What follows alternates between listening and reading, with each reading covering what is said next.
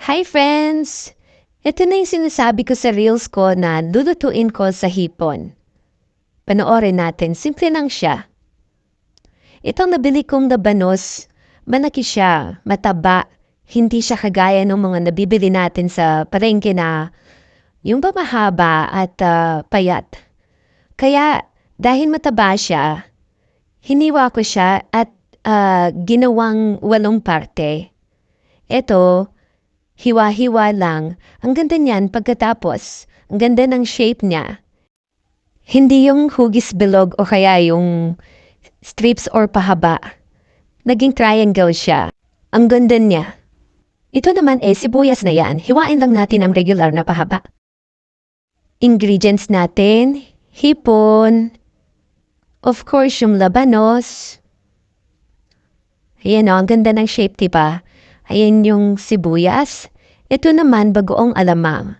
Maalat na yan, hindi na kailangang lagyan ng asin. At ito syempre dahil ginisa siya, may bawang. Shredded na yung bawang ko, marami ako niyan galing sa trabaho ng asawa ko. Ang ganda ng labanos, ang puti. Di ba?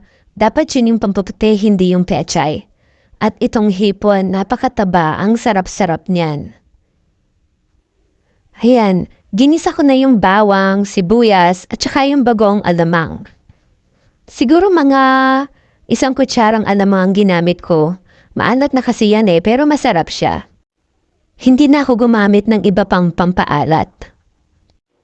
At heto, ilagay na natin yung labanos kasi ano na luto na rin naman yung sibuyas natin. Halu-haluin lang. Usually, inuuna ko yung hipon. Pero ngayon, inuna ko itong labanos kasi ayaw kong masyadong maluto yung hipon. At kasi pag nilagay ko kaagad na yung hipon, mamumula na yung sabaw ko. So gusto ko munang maluto ng konti yung labanos ko. Takpan natin. At habang naluluto yun, isingit muna natin itong cauliflower rice ko. Trying hard po kaming mag-asawa na iwasan yung regular na kanin kasi masyado na po kaming lumalaki at hinihingal na kami.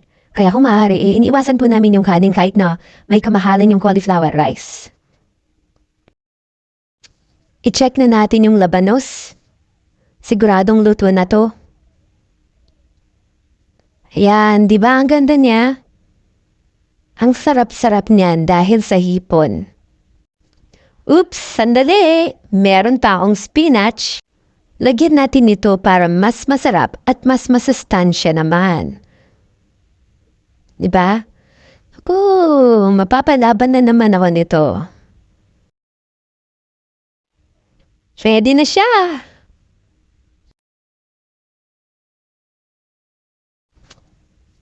Tara na! Kainan na!